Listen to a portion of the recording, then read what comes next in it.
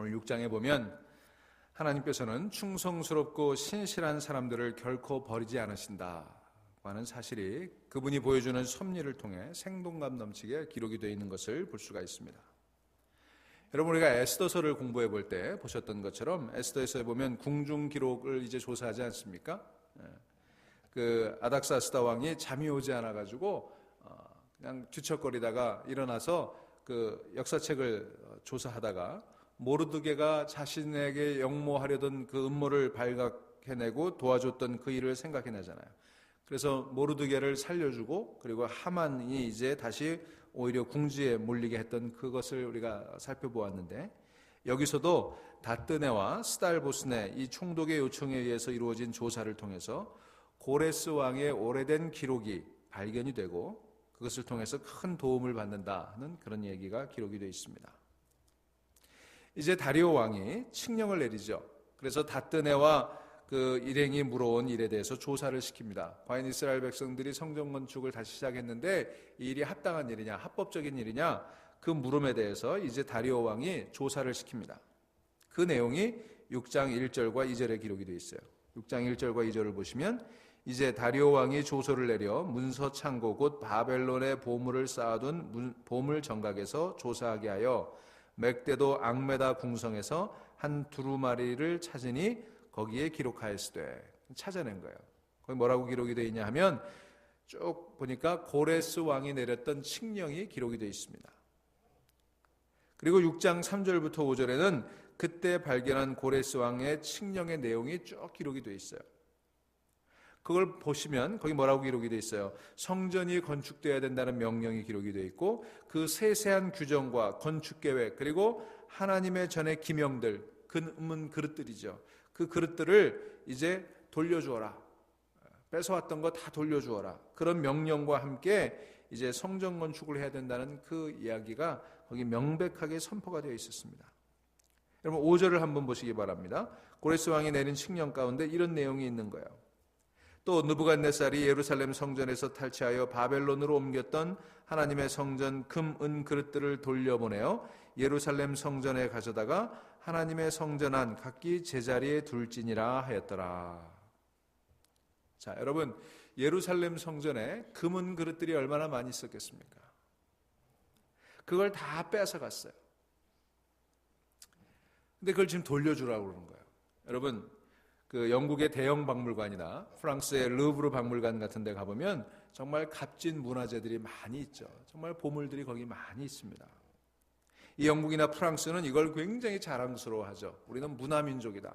이런 박물관을 가지고 있고 이런 역사적인 유물들이 여기 전시가 되어 있다. 자랑스럽게 여기는데 사실은 그게 다 누구 겁니까? 자기들 거 아니잖아요. 전부 뺏어온 거잖아요. 중국에서 뺏어오고 인도에서 뺏어오고 이집트에서 뺏어오고 다 뺏어다 놓은 거예요. 말하자면 뭐예요? 도둑질에다 놓은 작물이에요. 참 세상이 희한하죠. 도둑놈이 작물을 버젓이 전시해 놓고 자랑하고 있는 게 이 세상이에요. 그러면서 자기들이 무슨 문화인인 것처럼 그렇게 행세를 합니다. 거기 그 우리나라 유물들도 있잖아요. 이 규장각에 세종대왕이 세운 규장각에 있었던 그 문화유산들이 거기 많이 가 있어요. 그걸 이제 돌려달라고 요청을 하는데 안 돌려줍니다. 절대 안 돌려줍니다. 얼마 전에도 보도를 보니까 이태리가 프랑스에게 모나리자 그림을 돌려달라고 그랬어요. 안 돌려줘요. 우리나라도 프랑스의 규장각 도서들 돌려달라. 안 돌려줘요. 하도 안 돌려주니까 그러면 빌려주는 형식으로 하자. 여러분, 우리가 주인인데 빌려달라고 그러는 거예요. 그래도 안 돌려줍니다. 그러면 안 돌려줄 거예요, 앞으로도. 여러분, 이게 요청한다고 될 일이 아니야. 외교적으로 압력을 넣고 애원을 해도 안 돌려줍니다. 그런데 보세요. 고레스 왕은 돌려달라고 하지도 않았는데 다 돌려보내라고 명령을 내리고 있는 거예요. 여러분, 인간이 하면 너무나 어려운데 하나님께서 하시면 이렇게 쉽게 일이 되는 겁니다. 하나님께서 고레스 왕의 마음을 감동시키시니까 요청하지도 않았는데 돌려주라, 다 돌려보내라, 그렇게 명령을 내렸어요. 저는 여러분의 삶 가운데 이런 일들이 경험될 수 있기를 간절히 바랍니다. 우리의 힘으로 회복할 수 없는 것들, 빼앗기고 잃어버렸던 것들 다시 회복되는, 그리고 다시 찾아지는 그런 놀라운 역사가 일어날 수 있기를 간절히 축원합니다. 하나님께서 하셔야 돼요. 하나님께서 하시면 너무나 쉬운 거예요. 하나님께서 감동하시면 되지 않을 일이 없는 것입니다. 여러분, 하나님께서 만지시면 회복되지 않을 관계가 없어요. 하나님께서 만지시면 치유되지 않을 심령이 없습니다. 하나님께서 만지시면 돌아오지 않을 자녀들이 없는 줄로 믿으시기를 바랍니다. 비즈니스도 하나님께서 만지시고 돌보시면 회복이 되는 거예요. 아무쪼록 새해 하나님의 감동, 하나님의 만지심이 여러분의 삶의 모든 영역에, 무너져버린 관계, 깨어져버린 모든 삶의 현장에 하나님의 감동과 만지심이 함께하기를 간절히 소망합니다. 자, 이스라엘이 포로로 잡혀갔어요. 성전 기물들 다 빼앗겼어요. 이게 왜 그렇게 됐습니까? 이건 divine punishment, 하나님의 심판이었어요. 하나님의 징계였습니다. 그런데 그 빼앗겼던 것들이 다 저절로 돌아오잖아요. 무슨 독립운동을 한다고 되는 거 아니었습니다. 서명운동을 한 것도 아니었습니다. 무엇으로 가능했어요? divine grace, 하나님의 은총으로 가능했던 것입니다. 하나님의 심판으로, 하나님의 징계로 빼앗겼다가 하나님의 은혜로 다 되돌아가고 있는 거예요. 여러분, 이런 경험이 여러분 삶 가운데도 이런 회복이 나타날 수 있기를 간절히 바랍니다. 하나님의 징계는 징계로 끝나지 않아요. 하나님의 징계는 늘 은혜로 마무리되게 되어 있습니다. 우리가 비록 우리의 허물과 우리의 부족함 때문에 하나님의 책직으로 징계를 당하고 있다 할지라도 여러분 염려하지 마시고 낙심하지 마시기 바랍니다. 하나님의 징계는 늘 은혜로 마무리되게 되어 있습니다. 자, 그리고 그 뒤의 내용 6절부터 보면 이제 그 고레스 왕의 칙령, 그 문서를 확인한 다리오 왕이 이제 다시 명령을 내리는 거예요. 그걸 확인하고 나서 다리오 왕이 내린 칙령에 보면 두 가지가 강조되어 있어요. 첫째는 방해하지 말라 하는 겁니다. 아무도 성전 건축하는 일 방해하면 안 된다. 멀리 물러나 있어라. 그랬어요. 7절 말씀 보시면 하나님의 성전 공사를 막지 말고 유다 총독과 장로들이 하나님의 이 성전을 제자리에 건축하게 하라 그랬어요. 그리고 두 번째는 그쪽 지방에서 거둔 세금은 그 일부를 가지고 성전 건축을 하는데 충당해라 그랬습니다. 8절 말씀 보시면 왕의 재산 곧 유브라데강 건너편에서 거둔 세금 중에서 그 경비를 이 사람들에게 끊임없이 주어 그들로 멈추지 않게 하라.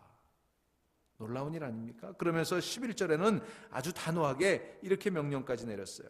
누구를 막론하고 이 명령을 변조하면 그의 집에서 들보를 빼내고 그를 그 위에 매달게 하고 그의 집은 이로 말미암아 거름더미가 되게 하라.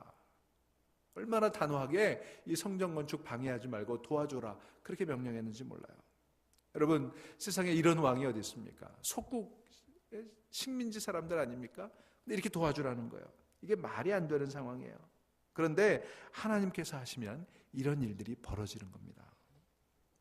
우리의 지혜와 능력을 가지고 여러분 하나님의 역사를 제한하려고 하지 마세요. 내가 할 수 없다고 하나님도 못 하시는 거 아니에요. 여러분, 우리가 신앙생활하면서 가장 문제가 뭔지 아세요? 하나님이 우리 같다고 생각하는 거예요. 여러분, 하나님은 하늘의 하나님, 천지의 하나님이신 줄로 믿으시기를 바랍니다. 하나님께서 하늘 문을 여시고 하늘 창고를 여시면 상상하지도 못했던 일들이 일어나게 될 줄로 믿습니다. 여러분, 작은 부자는 노력으로 되지만 큰 부자는 하나님이 열어주셔야 되는 거예요.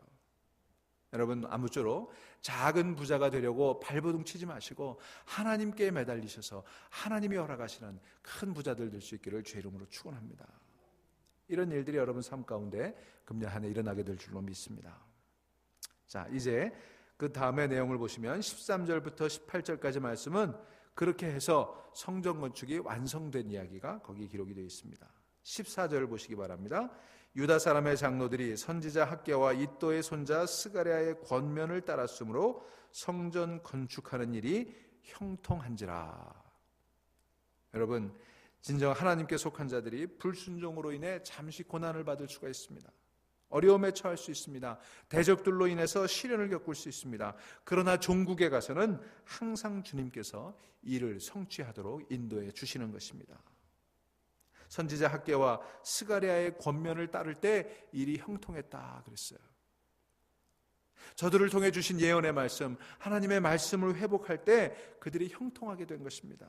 금년 한 해 여러분들과 우리 교회 가운데 이 하나님의 예언의 말씀, 선지자 학개와 그 스가랴의 말씀을 따라서 형통의 은혜를 맛보는 그런 일들이 우리 교회와 여러분의 삶 가운데 있기를 바랍니다.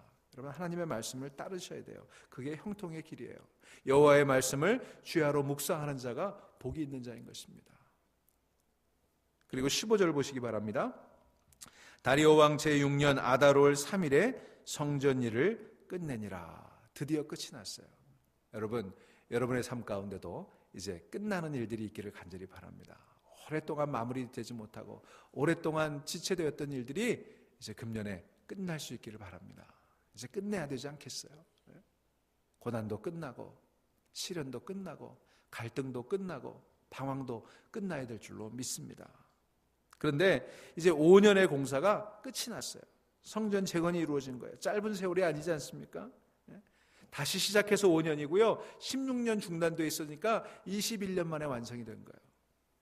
이제 봉헌식을 드립니다. 그런데 그 성전 건축이 완성된 때가 언제예요? 다리오 왕 제6년 아달월 3일이다 그랬어요. 여러분, 아달월은 우리 달력으로 치면 2월 중순에서 3월 중순이. 그리고 6월절이 언제입니까? 이제 3월 말이에요. 그러니까 6월절 바로 직전에 성전 재건이 완성이 된 거예요. 절묘한 타이밍이에요. 여러분, 만약에 그 건축이 5월이나 6월에 됐다고 생각해 보십시오. 다음 6월절까지는 또 1년을 거의 기다려야 되잖아요. 근데 바로 6월절 직전에 끝이 난 거예요. 여러분, 5년의 역사인데요. 여러분, 한번 생각해 보세요. 건축을 해보신 분들은 알겠지만 건축이 공기에 맞춰서 딱 됩니까? 항상 늦어지잖아요. 항상 늦어지잖아요. 그런데 딱 맞아떨어졌어요. 얼마나 절묘하게 맞아떨어졌는지 몰라요. 6월절 바로 직전에 완공이 된 것입니다. 여러분, 19절 보시기 바랍니다. 사로잡혔던 자의 자손이 첫째 달 14일에 6월절을 지키되. 공사가 다 끝나자마자 6월절이 돌아오니까 6월절을 지키게 된 거예요. 여러분, 이 공사가 아달월에 6월절 바로 직전에 끝날 수 있었던 그 배후에 누가 계세요? 하나님이 계시는 거예요. 하나님의 타이밍은요, 퍼펙트한 타이밍이에요. 절묘한 타이밍이에요. 여러분, 성도 여러분들께서 기도하실 때 기도의 응답이 늦어질 때가 있다고 생각하시지 않습니까? 왜 하나님이 이렇게 늦어지십니까? 그런데 여러분, 그 기도의 응답은 내가 원하는 때가 아니라 하나님께서 가장 완벽하다고 생각하시는 그때에 이루어지게 될 줄로 믿습니다. 아달월에 완성시키신 하나님, 여러분, 하나님께서 여러분의 일도 아달월에 완성시켜 주실 것입니다. 여러분, 기도의 응답이 아달월에 이루어지는 거예요.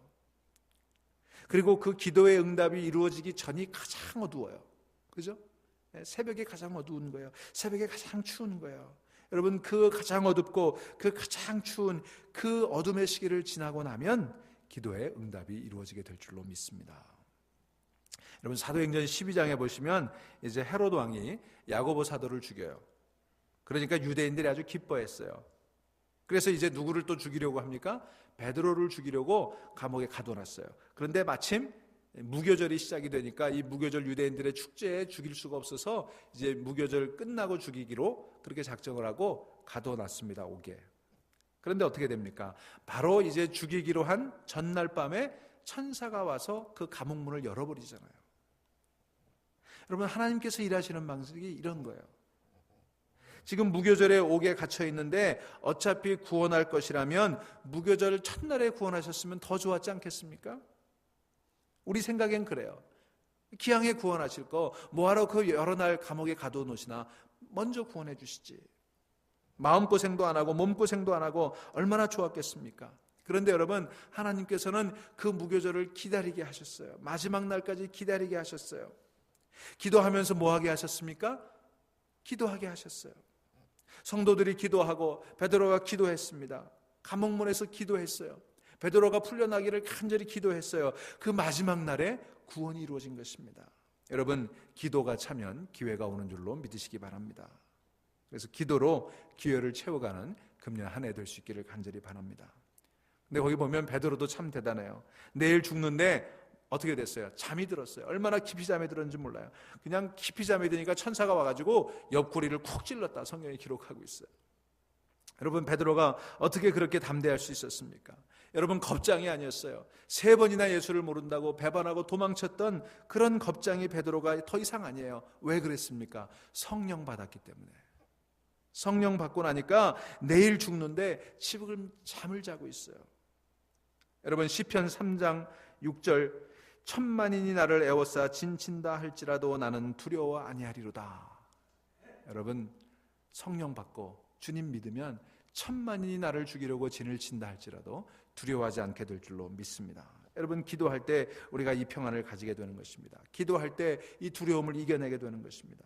아무쪼록 하나님께서 응답하실 거라는 이 믿음 가지고 하나님의 때를 기다리며 오늘도 담대하게 맡겨진 사명 잘 감당하는 여러분 될 수 있기를 바랍니다. 어쩌면 금년 2014년이 그 하나님의 때일 수도 있어요. 또 어쩌면 금년은 그 때가 아닐 수도 있어요. 그때는 하나님께서 정하실 거예요.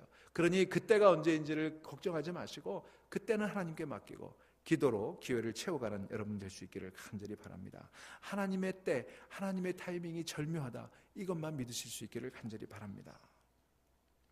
자, 이제 그들이 유월절을 지키고 하나님께 제물을 드리는데 그 모든 절차를 어떻게 수행했나? 18절 보시면 이렇게 되어 있어요. 예루살렘에서 하나님을 섬기게 하되 모세의 책에 기록된 대로 하게 하니라. 여러분, 여기서 기록된 대로라고 하는 말에 주목해 보시기 바랍니다. 여러분, 이게 정답이에요. 우리 성도는 어떻게 살아가야 돼요? 기록된 대로 살아가야 돼요. 하나님 말씀대로 살아가는 것입니다. 여러분, 예수님께서 광야에서 사탄과 대결하실 때 사탄에게 항상 말씀하시면서 어떻게 사탄의 시험을 이겼어요? 기록하였으되 그랬잖아요. 기록하였으되. 하나님 말씀 기록된 대로 그 말씀 가지고 기록하였으되 이렇게 사탄을 꼼짝하지 못하게 했던 것입니다. 여러분, 하나님의 말씀이 능력입니다. 성경을 상고하고 그 안에 기록된 말씀대로 살겠다고 결단하고 따르는 것이 우리의 형통과 승리의 비결인 줄로 믿으시기를 바랍니다. 이제 마지막으로 21절 22절 말씀 보시기 바랍니다. 우리 다 같이 읽겠습니다. 사로잡혔다가 돌아온 이스라엘 자손과 자기 땅에 사는 이방 사람들의 더러운 것으로부터 스스로를 구별한 모든 이스라엘 사람에게 속하여 이스라엘의 하나님 여호와를 찾는 자들이 다 먹고 즐거움으로 이랫동안 무교절을 지켰으니 이는 여호와께서 그들을 즐겁게 하시고 또 아수르 왕의 마음을 그들에게로 돌려 이스라엘의 하나님이신 여호와의 하나님의 성전 건축하는 손을 힘입게 하도록 하셨음이었더라. 아멘. 여러분, 우리의 예배가, 우리가 새벽마다 수요일마다 주일마다 드리는 우리의 예배가 이런 6월절 건축을 마치고 6월절을 지키는 유대인들처럼 드리는 예배가 되었으면 참 좋겠다 생각을 합니다. 금년 한 해 우리 교회 예배가 이렇게 살아있는 예배가 될 수 있기를 간절히 바랍니다. 여러분, 다리오는요 킹 오브 페르시아, 페르시아의 왕이었어요. 바사의 왕이었습니다. 그 페르시아의 왕이 조서를 내려서 모든 일이 여기까지 온 것처럼 그렇게 보이지 않습니까? 그런데 성경은 뭐라고 얘기해요? 22절 말씀 보세요. 또 아수르 왕의 마음을 그들에게로 돌려. 누가 아수르 왕의 마음을 돌렸습니까? 하나님께서 돌리셨어요. 누가 페르시아 왕의 마음을 돌렸습니까? 그 마음을 감동하신 분이 누구세요? 하나님이십니다. 여러분, 킹 오브 페르시아, 페르시아의 왕과 킹 오브 헤븐, 하늘의 하나님, 이 두 왕이 있어요. 세상의 왕이 있고 하늘의 왕이 있습니다. 여러분, 진짜 왕은 누굽니까? The King of Heaven, 하늘의 왕이 진짜 우리의 왕이십니다. 여러분, 역사를 주관하시고 역사를 움직여 가시는 분 하늘의 하나님이십니다. 그 마음을 움직이시는 분 하늘의 하나님이십니다. 여기 성경에 보면 영어 성경에 Change the attitude of King of Persia 그랬어요. 페르시아 왕의 마음의 태도를 바꾸셨다. 여러분, 이것을 믿고 고백할 때 우리에게 소망이 있는 줄로 믿습니다. 여러분, 세상 왕 앞에 두려워 떨지 마시기 바랍니다. 세상 왕을 부러워하지 마시기를 바랍니다. 세상 왕이 나를 어떻게 할 수 있는 거 아니에요. 여러분, 히브리서 13장 6절 우리 한번 찾아보시겠습니다. 히브리서 13장 6절.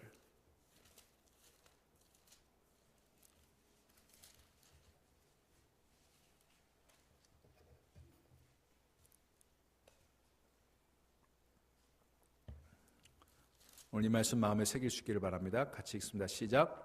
그러므로 우리가 담대히 말하되 주는 나를 돕는 이시니 내가 무서워하지 아니하겠노라. 사람이 내게 어찌하리요. 아멘.